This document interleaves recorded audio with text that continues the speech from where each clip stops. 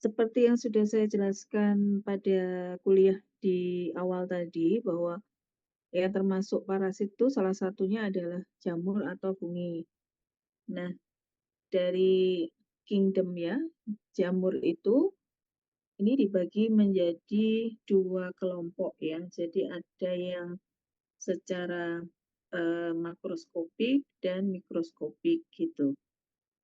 Nah, sebenarnya jamur ini banyak sekali ya ditemukan di alam bebas gitu, banyak sekali dan, tidak semua patogen ya.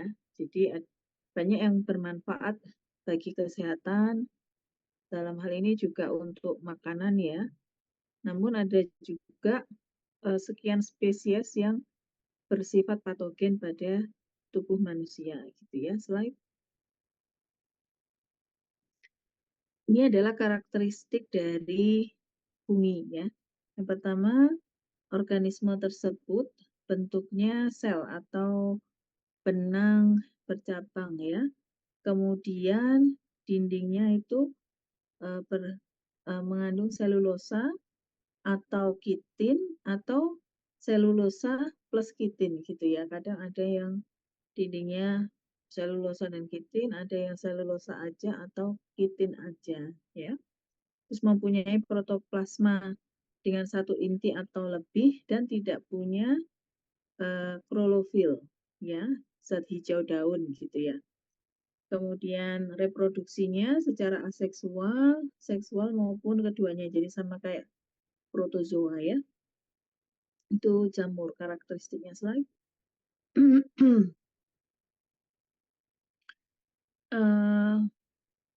Ini dinding selnya tadi ya. Kemudian membran selnya mengandung ergosterol ya. Nah, secara mikroskopik itu ada 2 macam morfologi. Kalau yang bentuknya yeast itu biasanya bentuknya bulat oval dan juga ada hifa yang bentuknya filamen-filamen begitu ya, atau disebut dengan mold. Nah, beberapa jamur itu punya sifat dimorfik gitu. Sifat dimorfik ini dipengaruhi oleh suhu. Jadi, dimorfik ini untuk mempertahankan kelangsungan hidup dari jamur. Jadi kalau pada suhu 30 derajat Celcius, dia akan bermanifestasi sebagai yeast, tapi kalau suhunya kemudian turun, dia akan menjadi hifa atau mold gitu. Yang tujuannya agar tetap bisa survive gitu ya, supaya dia bisa adaptasi dengan suhu lingkungannya. Slide berikutnya. Ini sifatnya heterotropik, kemudian sebagian besar tidak berbahaya, tapi ada juga jamur yang berbahaya ya, yang mengandung toksin gitu. Terus kemudian umumnya hidup saprofit gitu pada tumbuhan atau hewan yang sudah mati ya. Terus temperatur yang cocok untuk pertumbuhan jamur itu adalah temperatur antara 20 sampai 40 gitu. Dengan apa? Kalau lebih dari 40 dia tidak bisa hidupnya nggak optimal atau kurang dari 20 derajat Celcius ya. Nah, infeksi jamur itu namanya mikosis. Jadi kalau ada kalimat mikosis gitu berarti penyakit yang disebabkan oleh jamur ya. Slide berikutnya.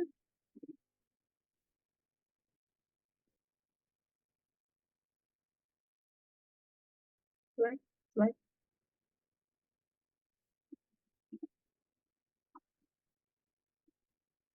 Nah, ini makroskopis ya. Makroskopisnya itu ada bentuk kamir dan kapang. Kalau yang kamir ini bentuk koloni basah ya, terus kemudian lunak gitu bentuknya seperti krim atau mentega. Eh, kalau koloninya bentuknya kering itu permukaannya berlipat-lipat. Tapi kalau bentuk kapang itu seperti beludru ya atau wool gitu ya. Jadi ada dua macam bentuk secara makroskopik gitu. Nah, ini kalau mikroskopiknya, kalau kamil itu bentuknya hifa semu, kalau kapang bentuknya benang-benang panjang yang bercabang-cabang. Ada yang bersekat, ada yang bentuknya miselium ya. Miselium itu hifa eh, yang saling beranyam-anyaman gitu. Yuk, slide berikutnya. Nah, ini bentuk yeast dan bentuk hifa ya. Yeast ini bentuknya seperti ini, jadi uniselular, tidak berfilamen ya. Biasanya bentuknya oval. Kalau yang hifa seperti ini ya. Jadi berfilamen-filamen begitu. Nah, kalau miselium itu gabungan dari hifa-hifa ya. Oke, slide. Ini sifat hifa. Jadi ada yang sifatnya vegetatif. Jadi untuk mengambil makanan ya. Ada juga hifa yang reproduksi ya, memang untuk bereproduksi ya. Bisa reproduksi secara seksual maupun aseksual gitu ya. Itu ada gambar-gambarnya. Yuk, slide berikutnya. Ini reproduksinya ya. Nanti memang kalau kuliah parasit banyak yang dihafal ya, Dek ya. Aseksual itu bentuknya konidia dan spora. Kemarin kan kalian sudah praktikum ya, melihat aspergillus, melihat apa itu penicillium gitu ya, melihat rhizopus gitu. Nah, yang aseksual itu bentuk konidia sama spora. Nah, konidia ini dibentuk ke arah luar satu persatu ya. Jadi ada macamnya, ada blastoconidia, chlamydoconidia ya, terus aleofioconidia, atroconidia maupun vialoconidia. Sedangkan kalau spora itu dibentuk dalam organ pembentuk secara serentak ya. Yang namanya spora spora. Yuk, slide berikutnya mungkin ada gambarnya itu.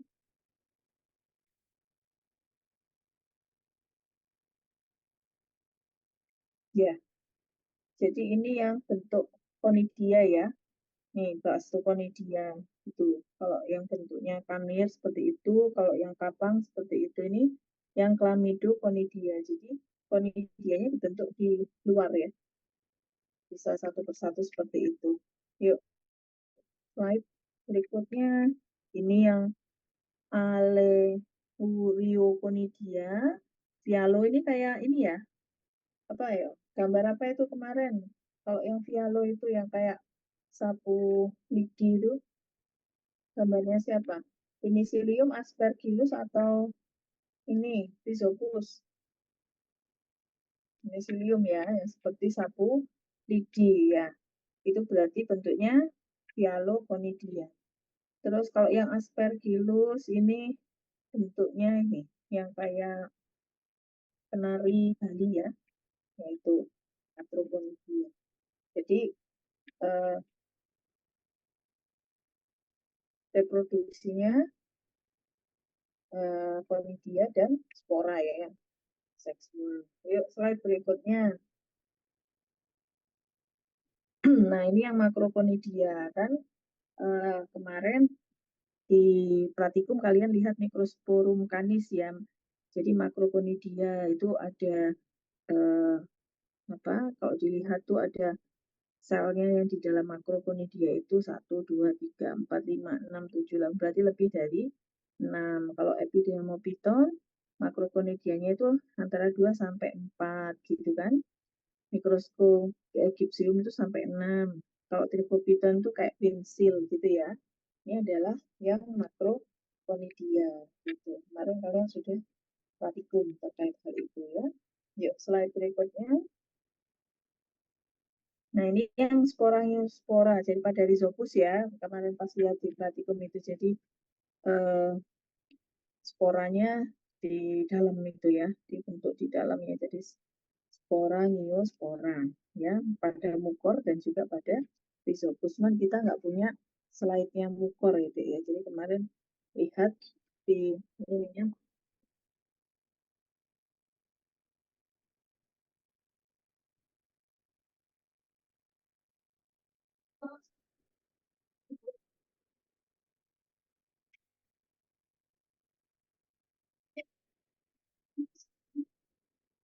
Oke, slide berikutnya.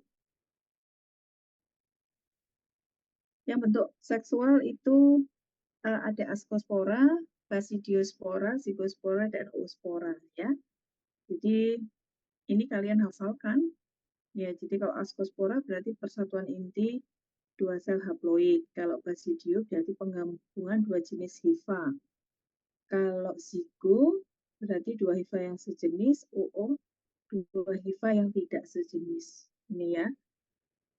Oke, slide berikutnya. Ini gambar-gambarnya bisa kalian lihat, nanti kalian lihat sendiri. Slide berikutnya. Nah, kalau dari sifat koloni, hifa, dan spora, maka fungi itu bisa dibagi menjadi 7 ya. Jadi ada actinomycetes, kadang-kadang actinomycetes itu bisa masuk ke mikro, bisa masuk ke fungi gitu ya. Terus myxomycetes, kemudian Citridiomicetes, Zygomycetes, Ascomycetes, Basidio, dan Dendromycetes ya, berdasarkan sifat koloni hifa dan sporanya. Slide berikutnya. Nih, kalau Ascomycetes berarti membentuk Ascospora. Kalau Basidiomycetes ya membentuk Basidiospora begitu ya. Slide berikutnya. Nah, untuk mengetahui seseorang itu terinfeksi oleh jamur, maka selain dari anamnesa, kan anamnesa itu dari kita menanyakan kepada pasien ya. Pasien datang, keluhannya apa gitu kan. Nah, biasanya kalau pasien yang terindikasi ya karena ada infeksi jamur, biasanya dia mengeluh gatal gitu ya di kulit gitu. Biasanya begitu. Gatal, kemudian kadang gatal saja tidak nyeri gitu. Terus kemudian terjadi perubahan warna, bisa bisa ada nodul, makula gitu ya, atau terjadi urtikaria begitu. Nah, setelah itu maka kemudian dilakukan setelah anamnesa, tentu saja anamnesa ini harus lengkap ya. Jadi misalnya kita curiga itu karena jamur, maka ditanya bagaimana kebiasaannya ya. Jadi higienitasnya bagaimana gitu. Apakah misalnya dia suka apa menggunakan peralatan mandi bersama kayak misalnya handuk gitu, terus bagaimana dia cara menjemur pakaian dan sebagainya. Ya itu dari anamnesisnya. Terus kemudian dilihat juga dari bentuk apa nodulnya, makulanya gitu ya. Seperti itu. Nah, kemudian setelah itu dilakukan pemeriksaan eh, penunjang ya dalam bentuk pemeriksaan laboratorium. Nah, ini pemeriksaannya berasal dari kerokan jamur. Jadi misalnya di kulit ya, misalnya panu nih ya. Itu kan kalau kulitnya hitam orangnya atau coklat gitu, maka makulanya putih ya, jadi kelihatan putih-putih begitu. Nah, itu kan bersisik kadang-kadang ya. Nah, itu dikerok gitu, terus kemudian ditaruh di eh, preparat, di objek gelas, ditambah dengan KOH 5%, 10% gitu, terus ditutup dengan cover gelas, terus dilihat bagaimana sporanya, apakah spora, apakah ada konidia gitu ya. Hifanya seperti apa begitu. Itu yang pertama pakai pemeriksaan lab ya sebagai pemeriksaan penunjang. Yang kedua dengan dibiakkan, ditumbuhkan di cawan petri kayak kemarin kalian praktikum mikrobiologi kan menggunakan cawan petri ya untuk apa namanya menumbuhkan atau memberikan warna pada bakteri ya kan. Nah, di situ tapi ditumbuhkan ini dikasih media yang sesuai untuk pertumbuhan jamur sehingga nanti akan terlihat bentuknya seperti apa ya. Apakah kapang, apakah kamir gitu ya. Terus kemudian yang terakhir dengan pemeriksaan histopatologi juga bisa ya. Oke, itu. Itu langkah-langkah diagnosis penyakit kalau yang disebabkan oleh jamur. Slide berikutnya. Ini kalau kita mengidentifikasikan kemungkinan kamir yang menginfeksi gitu ya. Jadi dilakukan pemeriksaan secara mikroskopik dengan pelarut air atau laktofenol. Kemudian juga bisa dilakukan dengan pemeriksaan mikroskopik dalam larutan tinta India ya, encer. Jadi sudah ada itu formatnya itu apa? Formulasinya sudah ada. Kemudian juga ada screening test gitu ya, dan juga tes fisiologi gitu. Untuk benar-benar mengidentifikasi apakah memang jamurnya ini apa namanya, sifatnya itu sifat hamil ya. Oke, slide berikutnya. Nah, ini adalah mikosis ya. Mikosis tadi adalah penyakit yang disebabkan oleh jamur ya. Nah, itu bisa kalau di kulit itu bisa menginfeksi superficial lapisan permukaan, bisa yang lebih dalam kutaneus, lebih dalam lagi subkutan dan bisa juga sistemik. Sistemik itu artinya menginfeksi organ-organ dalam yang lain ya. Jadi nggak hanya di kulit, tapi bisa di paru-paru, ya di organ-organ dalam. Dan juga yang bersifat oportunistik ya, tadi sudah dibahas di kuliah yang pertama ya, apa yang disebut dengan oportunistik. Nah, ini contoh jenis jamur yang menyerang di lapisan superficial ya. Jadi Pityriasis versicolor atau eh, Pityriasis versicolor ini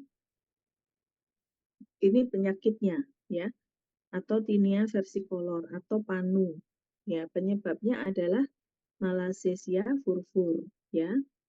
Ya, jadi penyakitnya adalah pityriasis versicolor atau tinea versicolor atau panu ya, itu di permukaan di superficialis. Dan juga tinea nigra ya, yang disebabkan oleh golongan golongan dermatofita. Kemudian Pietra itu yang menginfeksi rambut ya, sehingga rambutnya mudah patah, kusam, terus terjadi alopecia, kebotakan sementara itu ya, yang kemarin kalian lihat di slide di pratikum itu ya.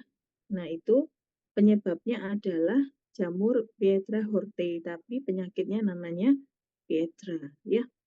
Nah, kalau yang menyerang kutaneus itu nama penyakitnya bisa tinea pedis itu kalau menginfeksi di kaki ya, tinea unguium itu di kuku ya, corporis itu di daerah torak ya, di punggung gitu, cruris juga sama, manus itu di tangan, capitis di kepala, barbe eh, di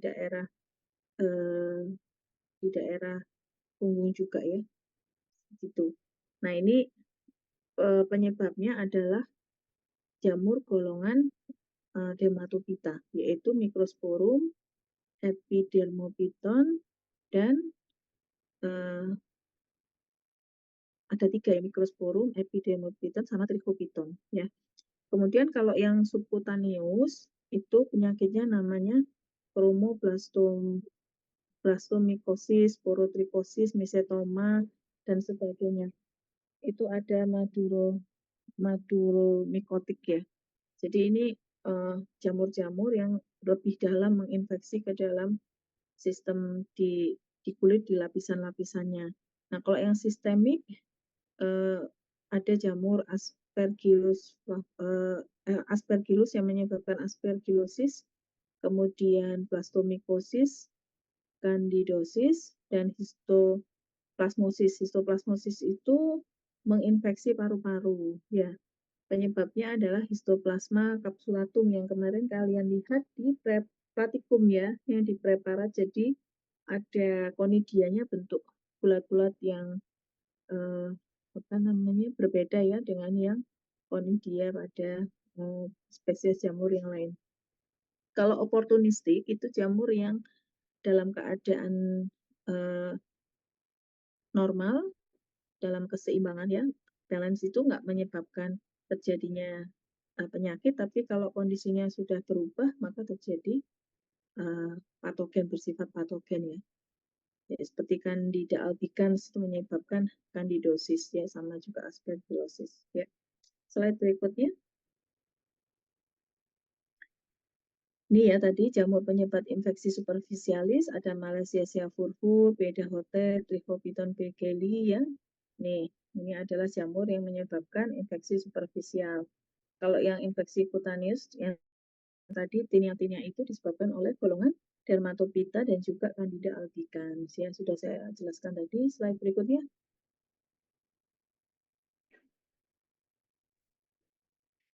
Nah, ini eh, jadi kalau pada yang superficialis itu hanya terjadi pada stratum corneum ya. Jadi yang lapisan paling luar gitu ya, seperti pityriasis versicolor gitu itu kan tidak nggak sampai apa ke lapisan yang lebih dalam, nggak bisa mencerna keratin gitu. Nah, ini klinik ke manifestasinya itu hipopigmentasi makula itu kalau misalnya kulitnya kulitnya putih, kalau kulitnya hitam ya uh, hipopigmentasi ya, tergantung kulit dasarnya gitu. Kemudian kalau apa tadi ini nigra gitu ya, ini jarang, insidensinya jarang. Bentuknya di sini ada makula-makula yang berwarna hitam gitu ya. Oke, slide berikutnya.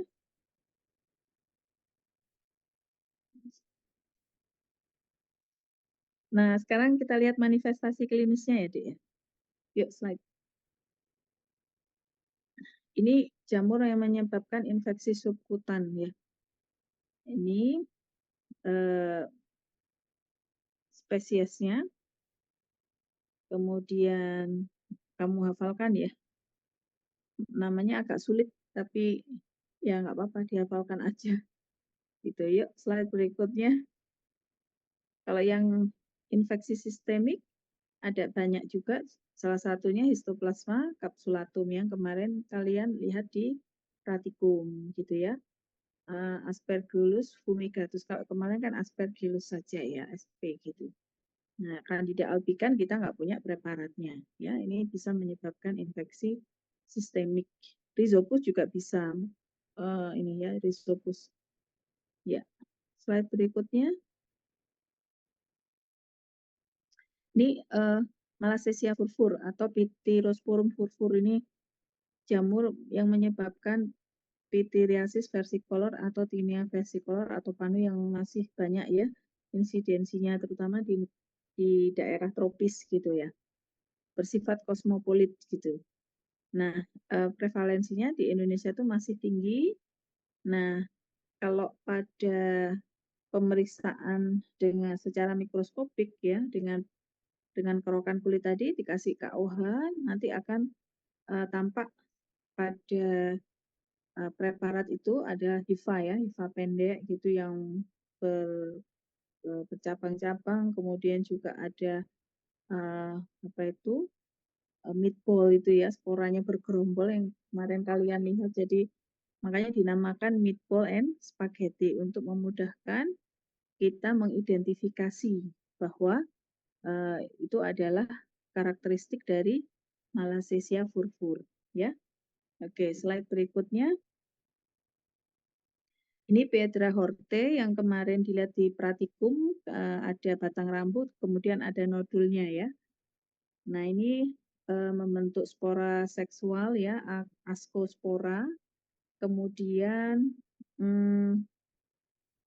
ini membentuk koloni kapang ya, yang sangat lambat ini, seperti ini ya di gambarnya. Terus kalau yang kemarin ketika introduksi pratikum itu di kepala kan kelihatan ya, mulai terlihat adanya area yang tidak ditumbuhi rambut gitu, karena rambutnya mudah patah gitu ya. Jadi kebotakan, alopecia itu kebotakan ya. Nah, sifatnya reversible sebenarnya. Nanti kalau sudah diobati ya, maka bisa rambutnya bisa tumbuh lagi dengan baik ya. Slide berikutnya. Ini jenis Penicillium, Mucor, dan Rhizopus ya. Kemarin kalian sudah lihat yang seperti sapu lidi ini adalah Penicillium ya, yang Ini Rhizopus dan Mucor ini kalau dilihat di cawan Petri ya. Jadi koloninya bentuk filamen gitu. Kemudian Mucor dan Rhizopus itu memiliki sporangiospora di dalam sporangium ya. Nah, kemarin kalian sudah lihat kalau yang eh, penicillium itu bentuknya Phylloconidia. Jadi adanya conidia pada ujung hifa ya. Oke, slide berikutnya golongan dermatofita ya. Jadi golongan jamur yang mampu mencerna keratin atau bersifat keratinofilik gitu. Nah, ada 3 genus, Microsporum, Epidermophyton, dan Trichophyton gitu. Slide berikutnya. Ini ya, Trichophyton rubrum yang kemarin dilihat di mikroskop. Jadi kalau dilihat secara mikroskopik, itu seperti tetesan air mata katanya gitu ya. Kalau saya lihatnya ini seperti kayak apa ini? Eh, kayak antena gitu ya. Yang mikrokonidianya ini ya. Nah, mikrokonidianya ini ada yang tersusun satu-satu gitu ya, seperti tetesan air mata katanya gitu. Atau kalau dia bergerombol itu seperti end grape, seperti kayak anggur gitu. Nah, kalau makrokonidianya ini seperti cerutu ya, kemarin ini ada juga ya. Ini kalau ditumbuhkan di cawan Petri di makroskopiknya seperti ini. Ya. Slide berikutnya Trichophyton mentacropites ya. Trichophyton mentacropites ini agak berbeda dengan rubrum. Sifatnya zoofilik. Zoofilik itu artinya hanya menginfeksi pada binatang gitu. Jadi tidak menginfeksi pada manusia. Nah, kalau makroskopiknya seperti kapang ya untuk filamen. Terus kemudian kalau mikroskopiknya sama mikrokonidianya kalau bergerombol dia seperti grape seperti anggur, hanya hifanya itu spiral gitu ya. Kemudian makrokonidianya ini seperti cerutu ya, yang ada ujungnya gitu ya. Tapi kita nggak punya slide-nya kemarin ya pada saat praktikum. Yang membedakan ya ini hifanya berspiral, cuman juga kalau tidak dilihat di besaran 1000 itu juga agak susah ya mengidentifikasinya ya. Oke, slide berikutnya. Ini Microsporum canis kemarin ada di preparat, sifatnya sama dengan Mentacropites, zoofilik ya, jadi hanya menyerang pada hewan ya. Kemudian makroskopiknya bentuk kapang ya, jadi seperti kapas atau bul. Kemudian mikroskopisnya ini makrokonidianya ini seperti raket katanya, tapi kalau kita lihat makrokonidianya ini seperti ini ya. Jadi ada 2 sampai kurang dari 6 gitu ya. Ininya apa sekat-sekatnya ya. Slide berikutnya. Ini kalau Gipseum sifatnya geofilik. Geofilik itu artinya bisa menginfeksi manusia dan juga bisa menginfeksi pada binatang gitu ya. Terus kemudian secara mikroskopik makrokonidianya khas ya seperti ini. Makrokonidianya jadi 2 sampai 4 gitu ya. Terus kemudian kalau makroskopiknya itu seperti kapang ya, berarti berserbuk gitu kalau dibiarkan di cawan Petri. Ya, slide berikutnya.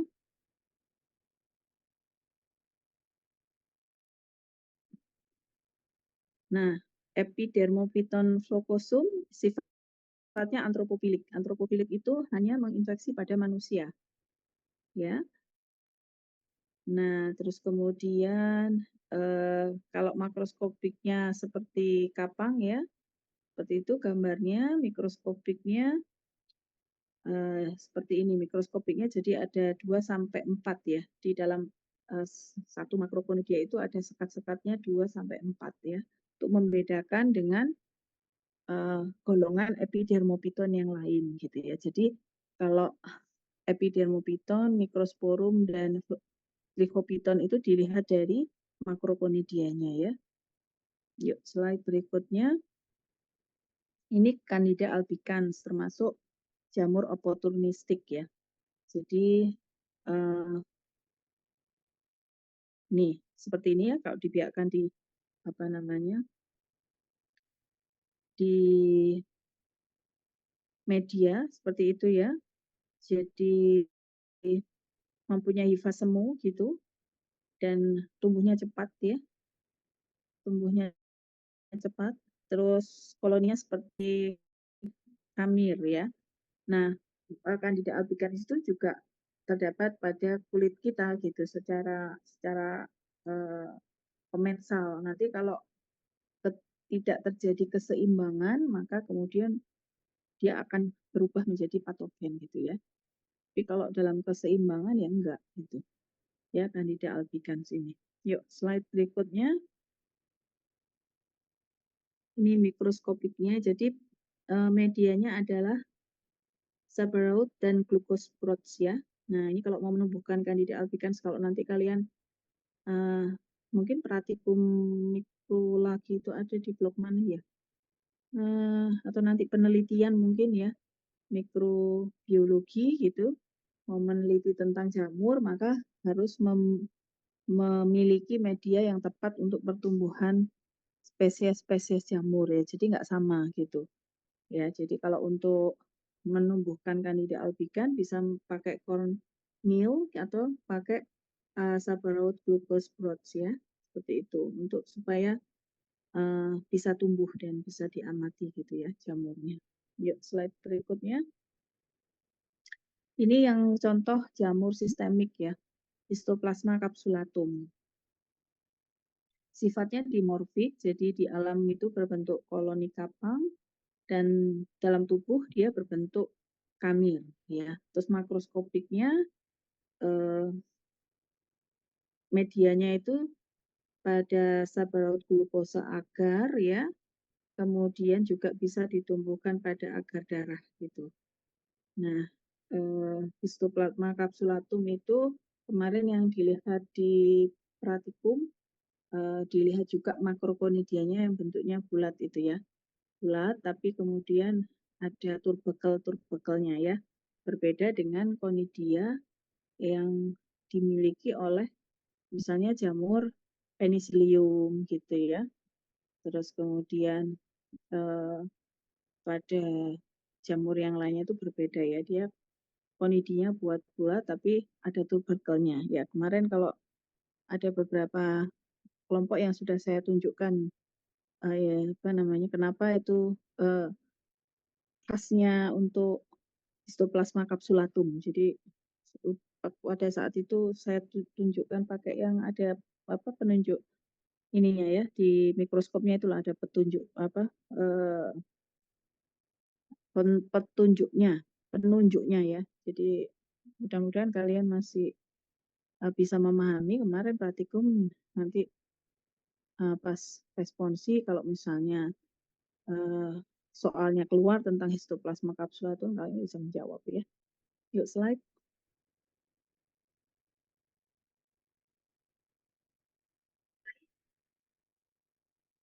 Ini ya makrokonidia kasbulat dengan tuberkulasi ya. Hifanya pseudohifa, terus kemudian mikrokonidianya sferis, ada konidofera pendek sempit ya, dan histoplasma capsulatum ini masih endemik di banyak negara termasuk di Indonesia gitu ya. Jadi menyebabkan infeksi sistemik pada paru-paru. Slide berikutnya. Ini Aspergillus fumigatus, Aspergillus flavus, dan Aspergillus niger. Sifatnya kosmopolit, kalau di alam sifatnya saprofit ya. Jadi mikroskopisnya ada hifa khusus ya, kemudian ada konidianya ya, kemarin kita lihat. Yuk, slide berikutnya. Ya, jadi ini adalah, flowchart ya, bagaimana jamur itu bisa, eee, menginfeksi pada tubuh kita gitu ya. Jadi seperti yang kuliah sebelumnya bahwa transmisi parasit itu kan ada melalui transmisi yang, secara direct atau indirect ya, bisa kontak, bisa dari water transmission, bisa dari soil transmission, bisa dari vektor gitu ya. Nah ini yang, vertikal. Vertikal itu artinya dari ibu ke janinnya ya. Jadi misalnya pada saat kelahiran pervaginam, kelahiran yang normal gitu ya. Jadi kalau ada ibu yang hamil kemudian melahirkan pervaginam, kemudian ternyata, di jalan lahirnya itu kemudian ada infeksi jamur, maka kemungkinan janinnya juga bisa terinfeksi gitu ya. Terus kemudian juga dari horizontal ya. Jadi horizontal itu misalnya ya, terkontaminasi oleh, air, terkontaminasi oleh tanah yang, pada tanah atau air itu sudah ada, stadium parasit ya, yang bisa menginfeksi. Nah, kalau misalnya di kulit gitu, itu ada kemampuan dari jamur untuk kemampuannya dia melekat gitu ya, kemampuan dia melekat ke kulit gitu ya. Jadi dia bisa, eee, melekat atau terjadi proses adhesi. Nah, kemudian setelah itu dia akan berkolonisasi ya. Nah, berkolonisasi terus kemudian, eee, kolonisasi ini kemudian nanti akan tergantung dari, faktor-faktor dari host ya, apa namanya, eee, relationship antara host dan agennya ya. Kalau misalnya kulitnya misalnya apa, ada iritasi, maka kemudian kolonisasi dari jamur ini gampang masuk gitu ya. Kemudian juga, misalnya juga dari imunnya juga nggak bagus, itu juga cepat akhirnya kolonisasi, dia bisa, invasif gitu. Terus kemudian juga dari organismenya, dari jamurnya, kalau semakin virulen, maka dia semakin, mampu untuk, eee, me berkolonisasinya lebih membentuk biofilm begitu ya, sehingga nanti bisa, mempercepat terjadinya suatu infeksi. Dan juga dipengaruhi oleh beberapa obat-obatan gitu ya. Misalnya mengkonsumsi antibiotik yang, tidak sesuai indikasi misalnya seperti itu ya. Nah itu juga bisa me me apa, mempengaruhi faktor-faktor dari kolonisasi jamur ya. Nah, eee, setelah itu kalau misalnya sudah berkolonisasi bentuk filwelem maka dia bisa menginfeksi, terjadi infeksi. Nah infeksi ini bisa nanti, menginfeksi di apa itu, di sistem tubuh kita ya. Dan kemudian kalau infeksi ini melalui bisa didistribusikan di pembuluh darah, maka kemudian bisa mengakibatkan kelainan atau gangguan pada organ-organ, ya misalnya, terjadinya mikosis sistemik ya pada paru-paru misalnya gitu ya, yang disebabkan oleh Histoplasma capsulatum misalnya gitu, atau mikosis pada, eee, organ yang lain yang disebabkan oleh Candida gitu ya. Nah seperti itu ya. Slide berikutnya, ini tadi ya, jadi kalau penyakit yang disebabkan oleh jamur namanya mikosis ya. Sudah ya ini ya? Sudah ada di depan ini, saya ulang lagi nih teman-teman. Ya, yuk slide berikutnya, sama ini penjelasannya. Ini menjelaskan patogenesis infeksi Candida. Jadi dimulainya dari tadi ya, adanya adhesi atau adherence ya, antara jamur pada eee, sel epitel permukaan. Nah, Candida ini memiliki, glikoprotein pada permukaannya, permukaan Candida dan sel epitel. Dan Candida ini juga memproduksi beberapa enzim ya, seperti proteinase, hyaluronidase ya, yang sifatnya nanti menghidrolisis membran fosfolipid dari sel epitel gitu, sehingga kemudian memudahkan terjadinya setelah melekat terjadi kolonisasi dan penetrasi kandida di dalam kulit kita di epidermis ya. Nah, kemudian juga pada dinding kandida itu mengandung suatu komponen protein ya yang fungsinya untuk mengaktifasi komplement dan juga mengaktifasi antibodi gitu ya.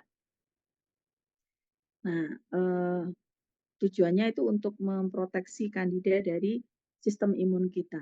Nah, biasanya infeksi kandida itu dipengaruhi oleh kondisi seperti kelembapan, suhu gitu ya. Terus kemudian juga ada beberapa underlying disease ya, misalnya seperti orang-orang yang HIV gitu imunitasnya kan sudah turun. Nah, maka kemudian ketika terjadi infeksi kandida gitu yang seharusnya pada orang yang normal dengan imunitas yang bagus itu tidak menjadi suatu penyakit yang kemudian bisa menjadi sistemik gitu, tapi karena orang tersebut punya penyakit underlying disease yang dimana imunnya itu sudah turun, maka ya ketika diinfeksi oleh jamur tersebut maka cepat akan menyebar gitu ya. Jadi akhirnya bersifat sistemik. Ya. Slide berikutnya. Ini sama ya. Tinea versicolor tadi sudah saya jelaskan. Ya, yuk slide berikutnya. Nah, ini klinisnya ya. Klinisnya ini kalian bisa lihat lokasinya bisa di lengan atas, di leher, pokoknya daerah yang tidak yang terpapar oleh matahari maupun yang terkadang ya yang sering yang tidak yang terpapar oleh sinar matahari ya. Bentuknya bisa makula putih kalau orangnya berkulit gelap. Kalau orangnya berkulit putih bentuknya adalah hiperpigmen gitu ya. Nah, ini kalau dilihat di bawah mikroskop seperti ini nih, yang gambar yang di bawah itu ya. Itu ada meatball and spaghetti ya. Kemarin di preparat kan seperti itu. Yuk, slide berikutnya. Ini diagnosis untuk tinea versicolor ya. Jadi kalau ada pemeriksaan dengan makula tadi, hipopigmentasi, gatal, ya, kemudian dari anamnesenya juga mendukung, terus kemudian dari kerokan kulitnya dikasih kahwat sudah tampak meatball and spaghetti. Meatball itu spora yang bergerombol, spaghetti itu yang hifa-hifanya itu.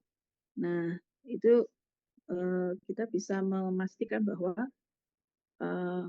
penyebabnya adalah Malassezia furfur atau dengan pemeriksaan lampu Wood ya. Jadi kalau positif maka akan terlihat fluoresensi hijau kebiruan gitu ya. Slide berikutnya. Ini ya Pietra kemarin kalian lihat seperti ini ya. Jadi itu ada batang rambut, ada nodulnya. Ya, nodul itu merupakan koloni dari fungus dan juga ada askus dan sporanya. Jadi batang rambutnya itu udah patah, kasar gitu ya. Terus tapi nggak sampai eh, ke dalam lapisannya. Jadi hanya di luar aja ya. Makanya nggak terasa nyeri kan ya, cuma cuma gatal kadang gitu ya. Yuk, slide berikutnya. Ini tadi ya, ada yang sifatnya antropofilik, ada yang zoofilik, ada yang geofilik untuk golongan jamur yang termasuk dalam dermatofita gitu. Yuk, slide berikutnya.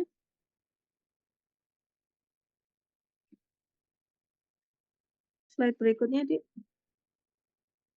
Nah, ini beberapa jamur ya, Tinea corporis dan cruris itu ya. Jadi sinonimnya Tinea circinata, lokasinya bisa di badan ya, tungkai, lengan. Kemudian penyebabnya adalah jamur dermatofita. Nah, pasti keluhannya gatal kalau disebabkan oleh jamur ya. Gitu. Yuk, slide berikutnya. Ini Tinea cruris. Jadi di lipat paha ya, di sela-sela ini di inguinal, di daerah pubis ya, itu kan lembab sekali itu daerah situ ya. Nah, ini juga faktor predisposisinya juga karena maserasi okklusi kulit ya biasanya pada wanita yang gemuk gitu ya, maka kelembapan kulitnya jadi meningkat sehingga menyebabkan lebih mudah terjadinya pertumbuhan dari jamur tersebut. Yuk, slide berikutnya.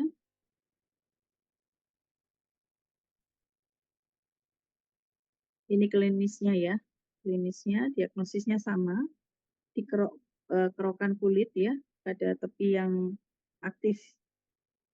Bagaimana tahu tepinya aktif itu biasanya kalau ada makula gitu pinggirnya itu kemerahan gitu, masih merah itu lebih tebal. Nah, itu namanya apa?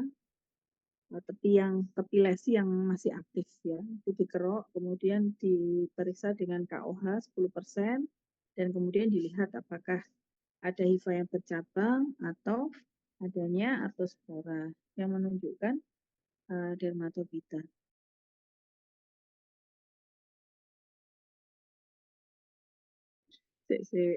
Ya, slide berikutnya ini di kapitis di kepala ya. Jadi ini juga penyebabnya dermatopita. Nah, ya nanti ini klinisnya ada yang Knippets ringworm, ini yang paling paling ringan ya. Ya, terus yang selanjutnya yang bentuk radang ya, sudah mulai ada inflamasi ya. Terus juga sudah ada keluhan demam, sakit gitu, nyeri gitu ya.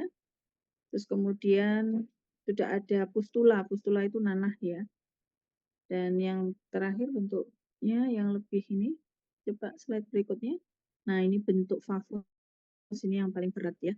Jadi sudah sangat ini membentuk sampai terjadinya krusta ya. Krusta itu ya sudah terjadi lesi gitu ya, yang sudah kering gitu. Nah, ini bisa menimbulkan kebotakan yang permanen kalau sudah bentuk fafus ini dan biasanya smell-nya juga enggak ini juga enggak enak juga ya dibaui gitu ya. Slide berikutnya diagnosisnya sama ya kalau kalau jamur itu pakai pemeriksaan pakai KOH ya. KOH 10% gitu. Nanti dilihat hifa, spora gitu ya untuk mengidentifikasinya. Ya, slide.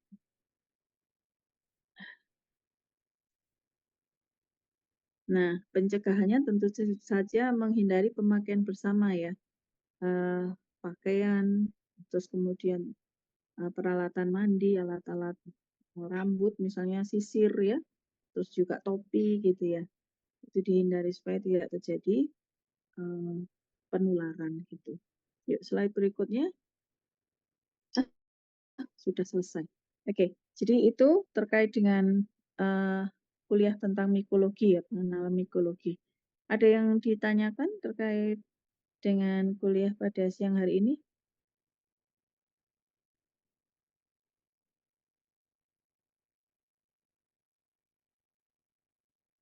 Jangan lupa untuk di ini ya, di on cam ya, kalian on cam terus kalian foto gitu. Nah, itu nanti buktinya, bukti hadir kuliah online nanti dikasih ke Mbak Ati gitu.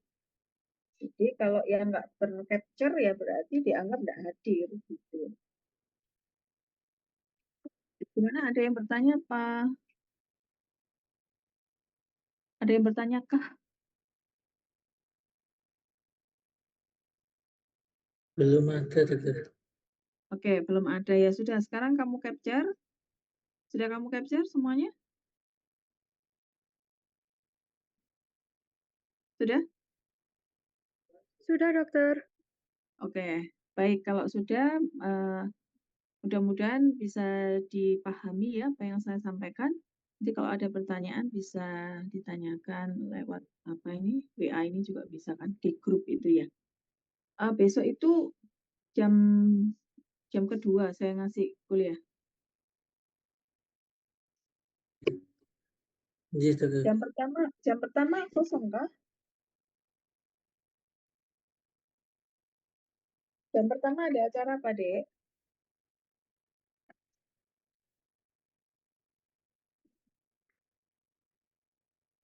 Ya wis nanti saya WA-an aja sama ini, apa, yang Siji. temenmu yang WA saya ya.